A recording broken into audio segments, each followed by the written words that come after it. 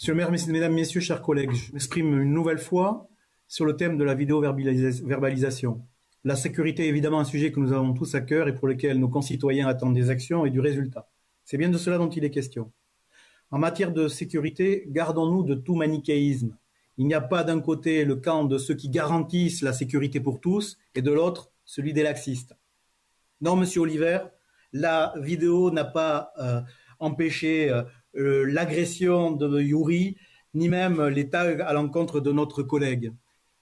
Alors, nous comprenons qu'en matière de sécurité, aucun levier, aucun outil ne doit être négligé par principe, mais aucun non plus ne doit être érigé comme un totem autour duquel nous devrions tourner. Nous ne sommes ni les Indiens, ni les cow-boys. La question qui se pose est seulement de savoir comment utiliser chaque dispositif et comment l'articuler avec les autres. Notre groupe n'est pas dogmatiquement opposé à la vidéo, mais constate simplement que ces moyens onéreux se substituent trop souvent pour pallier à une politique de réduction des effectifs de police au détriment de leur présence sur le terrain.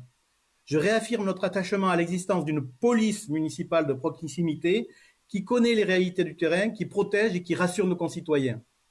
Sur la vidéo, en revanche, je serais bien normal de vous parler de ses effets, tant les études à ce sujet, y compris celles financées par la ville en 2016, lors du mandat précédent, ne parviennent pas à conclure sur son efficacité.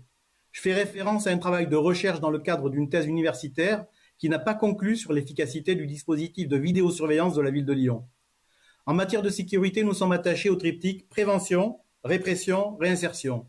Nous n'excluons pas par principe le recours à la vidéo, mais nous souhaitons réaffirmer l'importance d'une police de proximité et de l'intervention préventive d'éducateurs et de médiateurs de rue. C'est exactement ce qui est initié ou poursuivi dans le 8e arrondissement avec Olivier Berzane.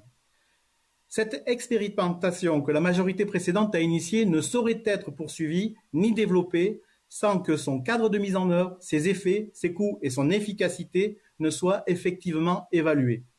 Car nous ne pouvons accepter qu'il s'agisse de ce dispositif ou d'un autre, que des politiques publiques soient mises en œuvre sans qu'il soit permis d'en mesurer les effets. La pertinence de l'action publique passe aussi par ces processus d'évaluation et ne peut qu'en être renforcée.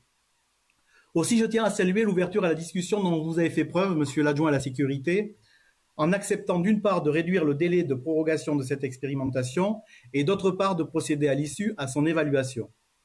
Considérant les aménagements consentis dans cette délibération, notre groupe socialiste, la gauche sociale et écologique votera en sa faveur. Je vous remercie de votre attention.